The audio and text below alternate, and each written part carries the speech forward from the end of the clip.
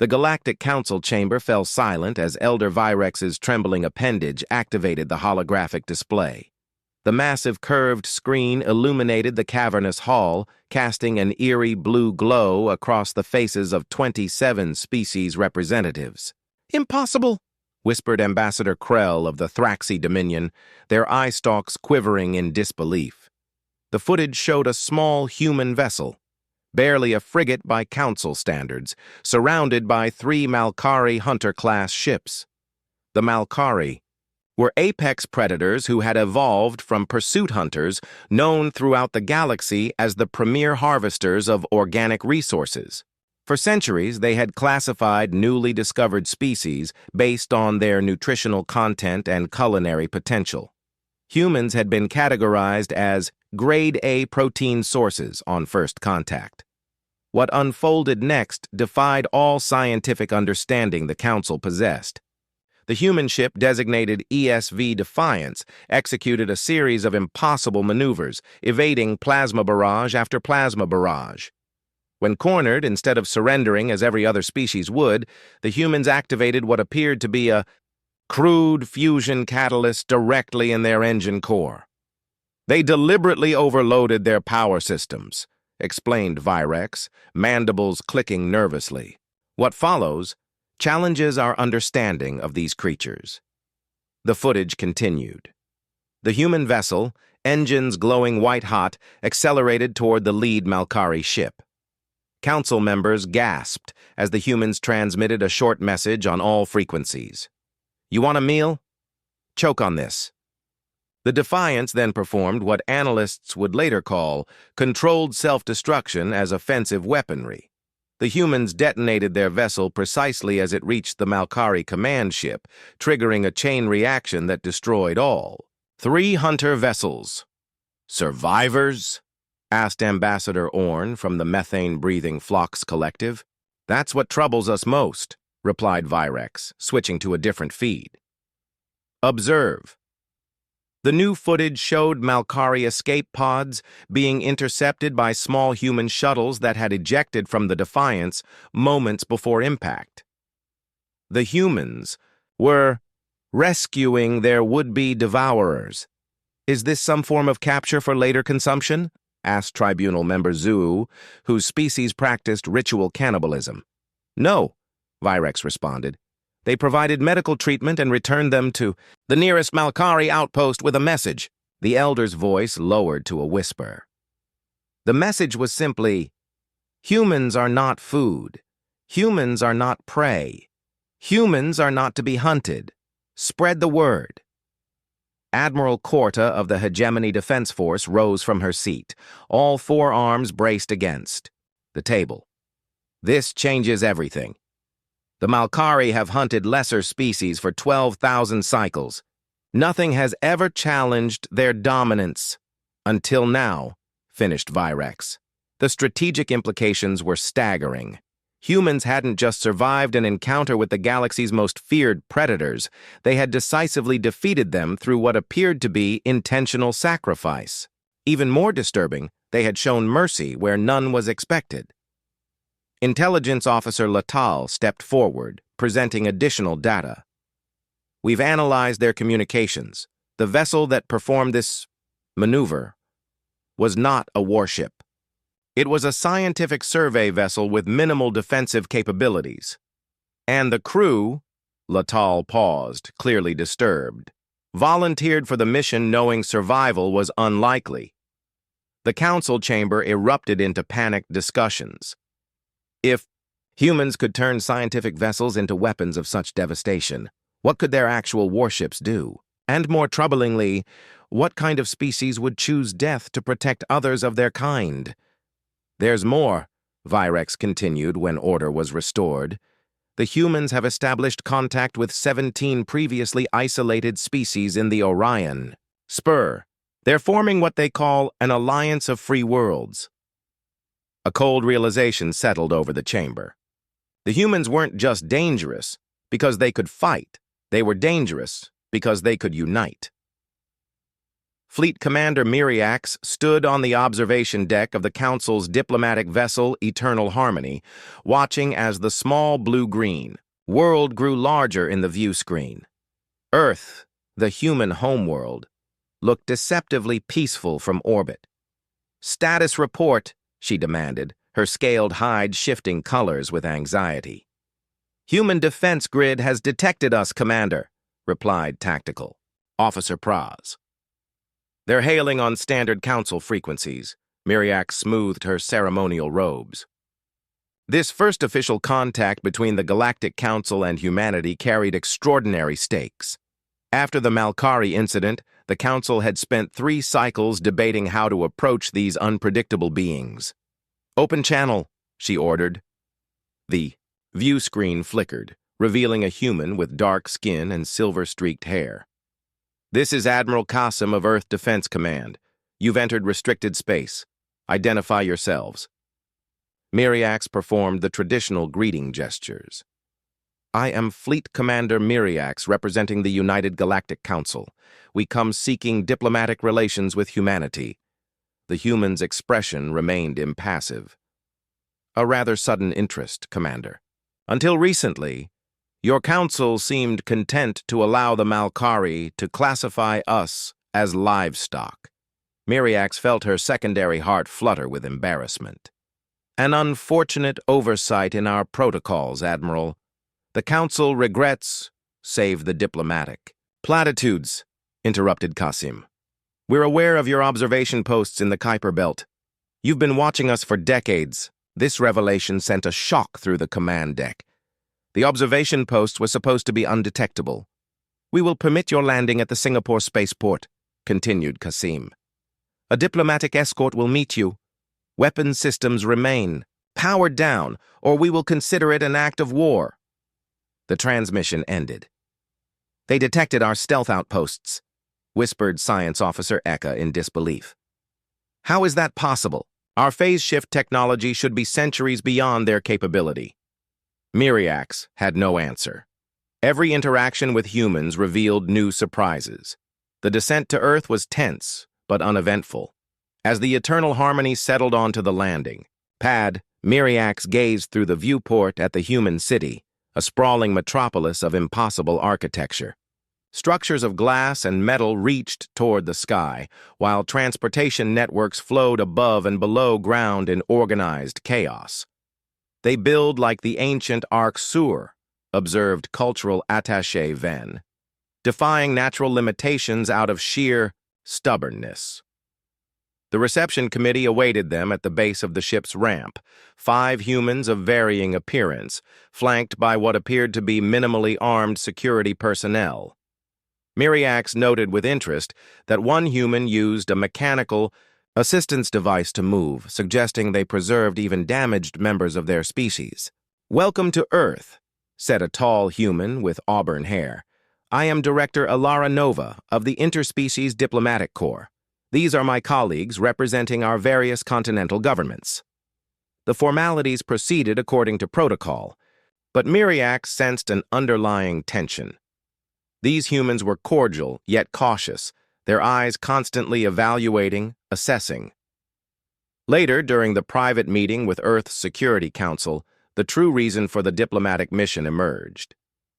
"Let's dispense with pretense," said Counselor Ozeki, leaning forward. "Your Galactic Council has maintained a policy of species classification that amounts to sanctioned predation. The Malkari have consumed 17 sentient species under your watch." Miriax felt her color glands flush with shame. "The Malkari were founding members of the Council. Their dietary practices were grandfathered into our charter before modern ethical standards." "Convenient," remarked another human. "Counselor Rivera. And now that humans have demonstrated we aren't easy prey, suddenly the Council desires diplomatic relations." The accusation hung in the air. Miriax couldn't deny it. The Council had ignored humanity until they proved dangerous. "What truly concerns us," continued Director Nova, activating a holographic display showing various Council species, is the pattern we've observed. Your council favors predator species in all matters of governance and resource allocation. The display showed statistical analyses of council decisions over centuries, data that should have been inaccessible to humans. "How did you obtain this information?" demanded Miriax. Admiral Qasim smiled thinly. "We asked nicely. It's amazing how many of your lesser species are willing to share intelligence when offered an alternative to being harvested." Miriax realized with growing horror that humans hadn't just defeated the Malkari, they had begun systematically dismantling the Council's information security by appealing to the oppressed species within it. The humans didn't need warships to be dangerous. They were something far worse. They were revolutionaries. The emergency session of the Grand Council stretched into its fourth rotation. Elder Virex had aged visibly in the months since first contact with humanity. His exoskeleton, once gleaming, now appeared dull and brittle. "Order!" he rasped, striking the ceremonial chime. "The Council recognizes High Inquisitor Jexnar of Intelligence Division." The Inquisitor's holographic form materialized in the center of the chamber. 8 feet of predatory grace belonging to the Azrathi species, distant genetic cousins to the Malkari, but with significantly higher cognitive function. "Esteemed council members," began Jexnar, "I bring disturbing news. Our infiltration units within human space have confirmed our worst fears. The humans are not building a conventional military force to challenge the council." A collective murmur of confusion rippled through the assembly. "Instead," continued the Inquisitor, "they are systematically dismantling our economic leverage over the outer rim worlds. Observe." The central display activated, showing a mining colony on Belarus 4, once a council resource extraction site, worked by indentured species. The footage showed humans installing advanced automation systems while training the former slaves in technical operations. "They're teaching them?" asked Ambassador Krell in disbelief. "Worse," replied Jexnar.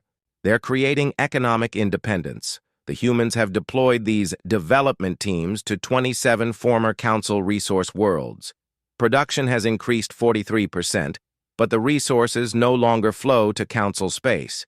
They remain with the local populations or enter new trade networks established under human guidance." Tribunal member Zhu chittered angrily. "This violates all established protocols. These lesser species lack the cognitive development to manage advanced technologies." "Our assessment was incorrect," stated Jexnar flatly. "Or perhaps deliberately. Falsified to justify resource appropriation.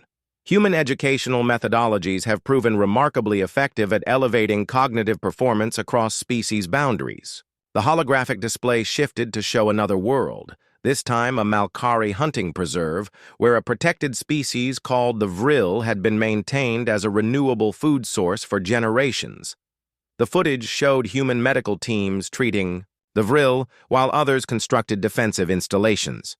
"They are systematically dismantling the biological reserve system," explained Jexnar. "Every species previously classified as a resource is being offered protection and developmental assistance." "With what authority?" demanded Admiral Korta. "They claim moral authority," replied Jexnar, "and they back it with technical capabilities we cannot match. Observe this most troubling development." The display showed a human vessel, significantly larger than the ESV Defiance, appearing seemingly from nowhere in a Malkari harvest system. The ship's energy signature was minimal until it suddenly spiked, revealing a weapons system that disabled the Malkari vessels without destroying them. "They have developed quantum displacement technology," stated Jexnar. "Our analysts believe they can appear anywhere in Council space without detection." The chamber erupted into chaos. Quantum displacement had been theorized but never achieved. The energy requirements were astronomical. "How?" demanded Virex when order was restored. "Their civilization is barely 2,000 years old. Such technology should be beyond them." "They think differently," replied the Inquisitor. Human scientific methodology embraces failure as a path to discovery. They pursue seemingly impossible avenues of research, encouraging what they call revolutionary thinking rather than incremental advancement. Ambassador Orn's methane sac inflated with agitation. We must crush them militarily before they spread further. The entire economic foundation of the Council is at risk. I advise against military action, countered Jex Nar. Our models suggest any direct conflict would result in significant Council casualties. Humans appear to lack the biological fear, responses that make other species predictable in combat. Then what do you propose? Asked Virex. Negotiation, stated Jex Nar, but from a position of cultural understanding, not superiority. I have studied their history extensively. Humans have fought thousands of wars against themselves, developing combat strategies our species never needed against lesser opponents. They understand conflict intimately. The holographic display changed once more, showing historical footage of human conflicts, primitive at first with simple weapons, then increasingly sophisticated. The Council members watched in horrified fascination as humans demonstrated an almost religious dedication to warfare innovation. Most troubling is this, concluded Jex Nar. Unlike most evolved predators who kill for food or territory, humans have repeatedly demonstrated willingness to die for abstract concepts. Freedom, equality, justice. We have no psychological framework to counter an adversary who views sacrifice as victory. The Council chamber fell silent as the implications became clear. The humans weren't just challenging Council authority, they were rewriting the fundamental rules that had governed galactic civilization for millennia, and they were winning without firing a shot. Professor Riven Orwell adjusted her exosuit's environmental controls as she led the alien delegation through the Cambridge University Xenobiology Lab. As Earth's foremost expert on cross-species genetic compatibility, she had been assigned the delicate task of explaining human biological adaptability to the Council scientists. As you can see, she explained, gesturing to the holographic genome display, human DNA contains an unusually high percentage of what we once called junk DNA, non-coding sequences that appeared to serve no purpose. Council Science Minister Ulan leaned forward, his compound eyes reflecting the dancing genetic markers. You speak in past tense, Professor. Yes, Riven nodded. We now understand these sequences represent a vast genetic library. Adaptations our species developed then, archived rather than discarded. Under sufficient environmental pressure, humans can express dormant traits within 3 to 5 generations. Ambassador Krell made a gesture of disbelief. No species evolves that quickly. It defies biological law. Not evolution, corrected Riven. Activation. The genes already exist within us. Consider human adaptation to high-altitude environments. Populations living in mountainous regions develop increased lung capacity and blood oxygen efficiency within just a few generations. She transferred the display to show human settlement patterns across different planetoids in the Sol system, each with different gravity, radiation exposure, and atmospheric composition.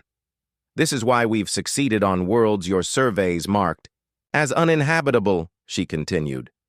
The Malkari assumed our biological parameters were fixed, like most species. They were wrong. The implications visibly disturbed the Council representatives. If humans could adapt to environments previously considered uninhabitable, their expansion potential was virtually unlimited. Minister Ulan's appendage tapped nervously against his breathing apparatus. These adaptations, they require reproductive cycles, yes? Generations of natural selection? Riven hesitated, weighing how much to reveal. The Council delegation had been carefully vetted, but old habits of scientific secrecy died hard. Traditionally, yes, she finally answered. However, Project Phoenix has accelerated the process considerably. She gestured, and a new hologram appeared. A human cellular structure undergoing controlled mutation. Directed epigenetic modification, she explained. We can now activate specific dormant genetic traits within a living human.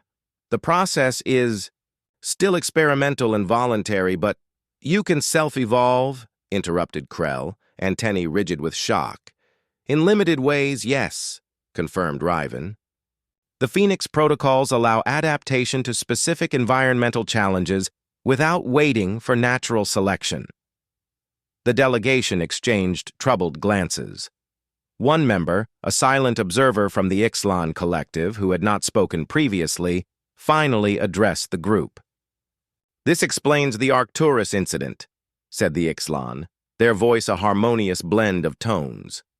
"We wondered how humans survived the radiation exposure." Riven maintained a neutral expression, though internally she cursed. The Arcturus incident had been classified, a mining colony exposed to extreme radiation when their shielding failed. Rather than evacuate, the colonists had volunteered for emergency genetic modification, activating dormant radiation-resistant traits. "I'm not at liberty to discuss specific implementations," she replied diplomatically. Later that evening, at the formal reception in the United Earth Government Complex, Riven found herself approached by the Ixtlan observer. "Professor Orwell," they said, introducing themselves properly. "I am Harmonist Quilix of the Ixtlan Evolutionary Caucus. May we speak privately?" Curiosity overrode caution, and Riven followed the alien to a quieter balcony overlooking the rebuilt skyline of New Delhi. "Your Phoenix protocols," began Quilix without preamble. "They are not unique in the galaxy." Riven's pulse quickened. "I don't understand." "The Ixtlan pursued similar research 90,000 cycles ago," explained Quilix. "Before the Council formation, our work was suppressed. The predator species that formed the Council's original membership found the concept of directed evolution threatening to the established order." "Why are you telling me this?" asked Riven. "Because history repeats," replied Quilix, gazing out at the city lights. "The Council did not form as a cooperative entity as they claim. It was created by predator species to maintain their dominance, through control of technological development and resource distribution." The Harmonist turned, compound eyes reflecting the evening light. What humans call lesser species were deliberately kept dependent. Those who approached technological parity were sabotaged, their worlds harvested for resources when weakened. Riven felt a chill despite the warm evening. "You're saying the Council deliberately holds species back, prevents advancement?" "The Malkari hunting protocols are merely the most visible aspect of a much larger system," confirmed Quilix. "There are factions within the Council, primarily from non-predator species, who have awaited an opportunity for change.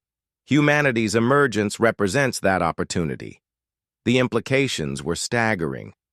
Humanity hadn't just stumbled onto a galactic community, they had unwittingly become catalysts in a struggle for power that had silently raged for millennia. "Why risk telling me this?" asked Riven. "Because your species needs to understand what truly threatens the Council," replied Quilix. "It is not your weapons or your adaptability that frightens them most." "Then what is it?" "Your empathy," said Quilix. "You could have conquered the weaker species you've encountered. Instead, you uplift them. This concept, advancement through cooperation rather than predation, threatens the foundational ideology of Council governance." As Riven processed this revelation, her communication implant chimed urgently. The message was brief but alarming. Council ships were mobilizing throughout the sector. Something had happened. The peaceful diplomatic mission was about to end. Captain Ezria Voss of the Earth Alliance vessel, Prometheus, stood on the bridge, watching the tactical display with growing concern. 12 Council warships had entered the Procyon system, ignoring all communication attempts from the human outpost on Procyon before. "Status of the colonists?" she demanded. "Evacuation 76% complete, Captain," reported Lieutenant Dravek, his fingers dancing across the interface. "The Council Fleet will reach orbital defense range in 17 minutes. Ezria studied the enemy formation. The Council ships moved with precision, clearly expecting minimal resistance from what their intelligence likely reported as a lightly defended scientific outpost. They didn't know about the Prometheus hidden in the system's asteroid belt or the new defense technologies the outpost possessed. "Signal New Alexandria base," ordered Ezria.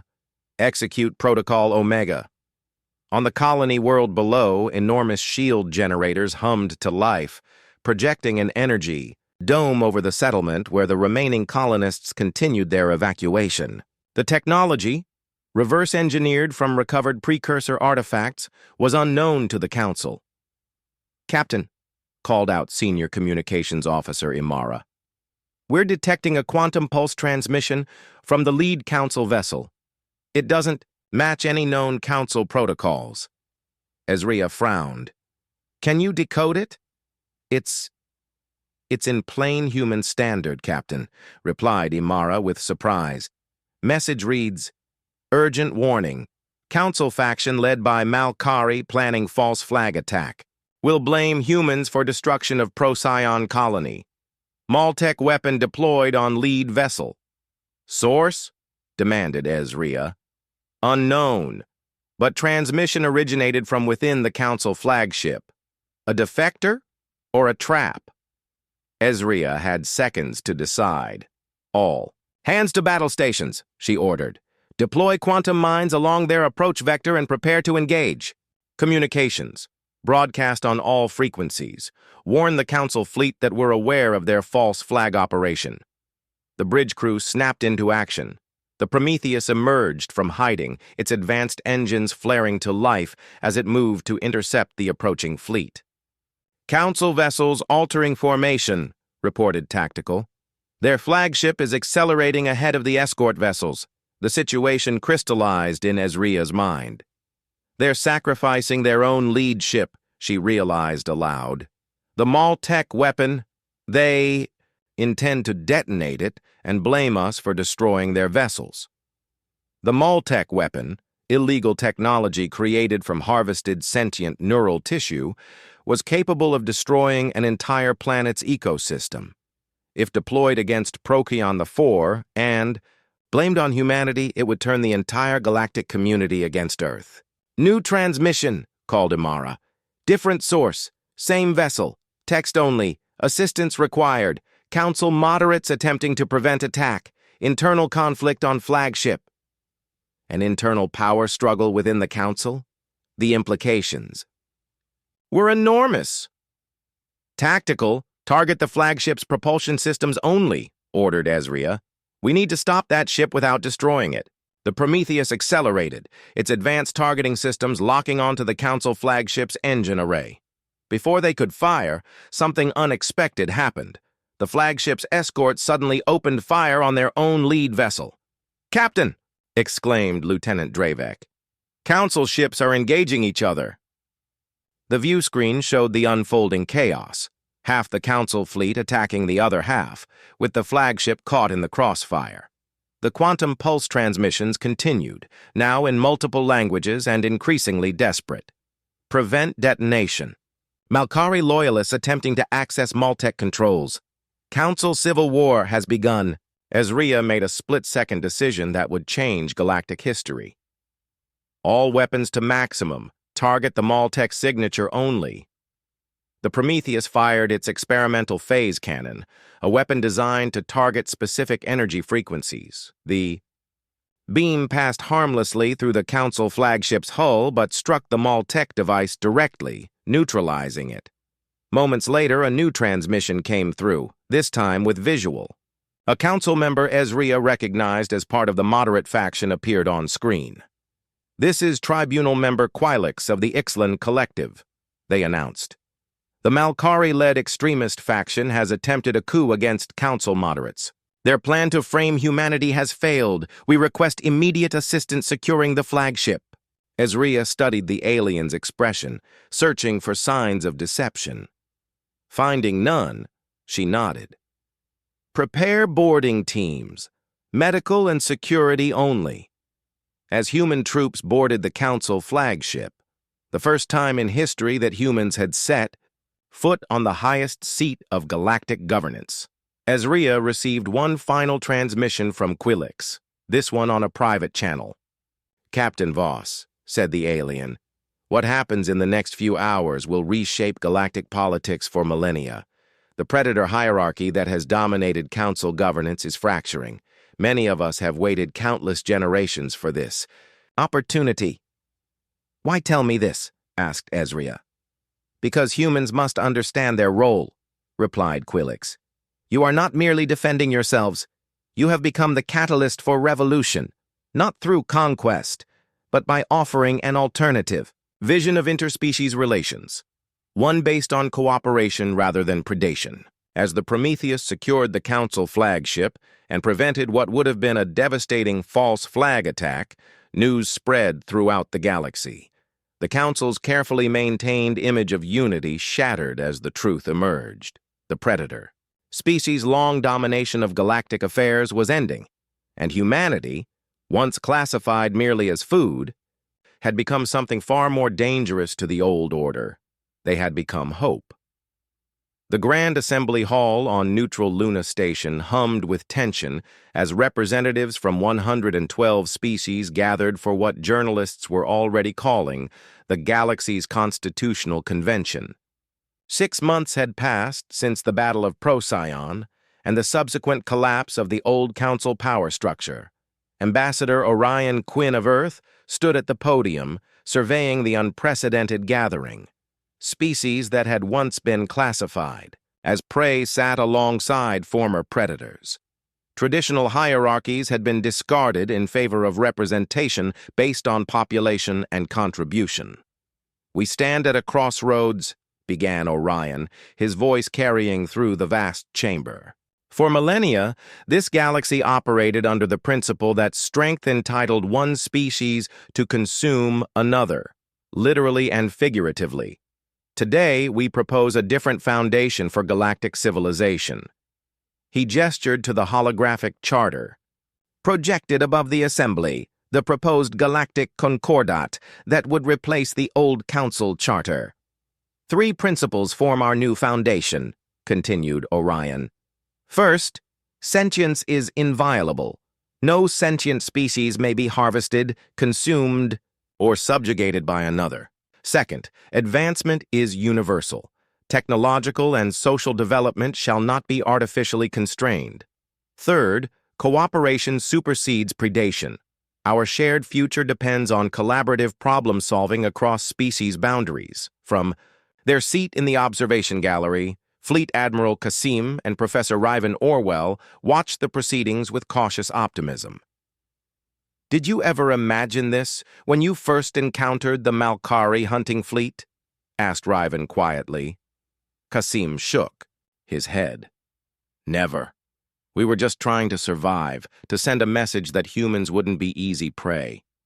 And instead, we catalyzed the greatest political revolution in galactic history," mused Ryvan, "all because we refused to accept being classified as food."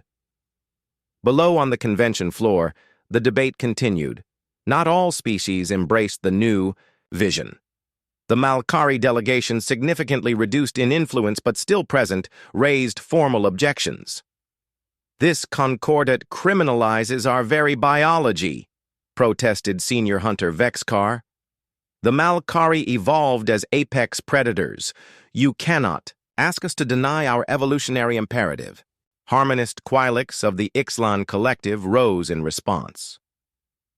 The Malkari conflate biological history with moral choice. Many predator species have evolved beyond their original imperatives. Evolution provided you with intelligence precisely so you could transcend mere biological programming. The debate grew heated until a surprising voice called for attention. A representative from the Vril, one of the species that had been classified as a Malkari food source for generations. "We who were once hunted understand the difficulty of change," said the Vril representative, their translator conveying the musical language. The humans could have exterminated the Malkari in retribution for their hunting practices. Instead, they offered alternatives. The Vril turned toward the Malkari delegation. Your species has been provided with synthetic protein alternatives and virtual hunting simulations to satisfy biological cravings. The humans understood that lasting peace requires addressing the needs of all parties, even former adversaries. This perspective, prey advocating for humane treatment of predators, silenced the chamber. In the observation gallery, Riven leaned toward Admiral Kasim.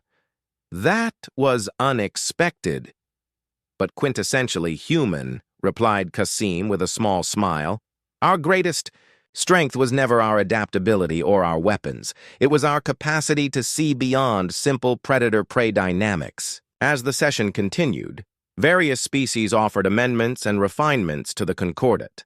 The Azrathi proposed a rehabilitation program for predator species struggling with the transition. The Thraxi suggested cultural exchange initiatives to build cross-species understanding. Each proposal built upon the core human insight that had shaken galactic civilization, that cooperation could replace predation as an organizing principle. By the final day of the convention, when the time came to vote on the Galactic Concordat, even the Malkari delegation had moderated their position. Senior Hunter Vexkar approached the human delegation during a recess. We misunderstood your species profoundly, admitted the Malkari, mandibles clicking softly. When you rescued our escape pods after destroying our hunter ships, we believed it was to inflict some worse fate upon us. That's not who we are, replied Ambassador Quinn. No, agreed Vexkar. You are something we had never encountered. Predators with the capacity for empathy. When threatened, you demonstrated ferocity that matched our own. Yet when victorious, you showed mercy we would never have considered. The Malkari's compound eyes studied Quinn intently. Our youth now study human history. They are particularly fascinated by your concept of humanity, the idea that showing compassion to others, even enemies, elevates your species rather than weakens it. When the final vote was tallied, the Galactic Concordat passed with overwhelming support. 107 species in favor, 3 abstentions, and 2 opposed. A new era of galactic governance had begun. In the years that followed, humanity continued to surprise their galactic neighbors. They established the Interspecies Development Corps, deploying teams of human specialists to help formerly suppressed species reclaim their technological heritage. They created the Galactic University, where knowledge flowed freely across species, boundaries.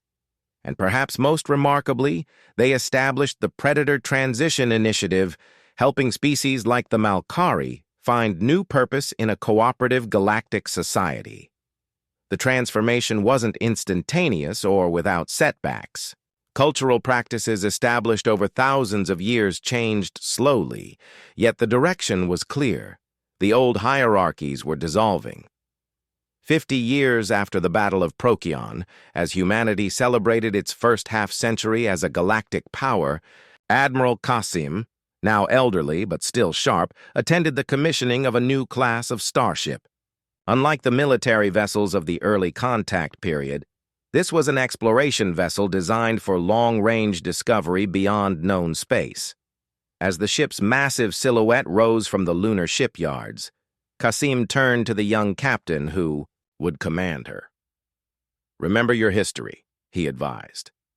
We came into this galaxy classified as food and became something much more dangerous. We became an idea. The captain nodded, understanding the weight of the legacy she carried. Not just survival at any cost, but advancement through cooperation. Exactly, said Kasim, watching as the ship's fusion drives ignited, propelling it toward distant stars. The Council realized humans weren't food, but they never imagined we would be something far more threatening to their order.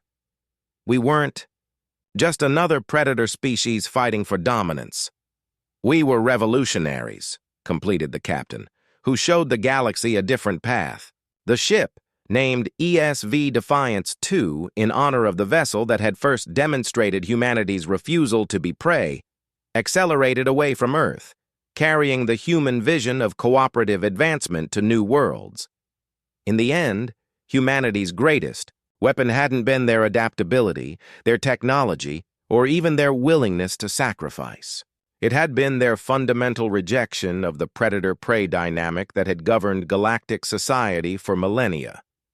They had shown the galaxy that being apex wasn't about who could consume whom, it was about who could create the most together, and, in that arena, humans would always be the most dangerous species of all.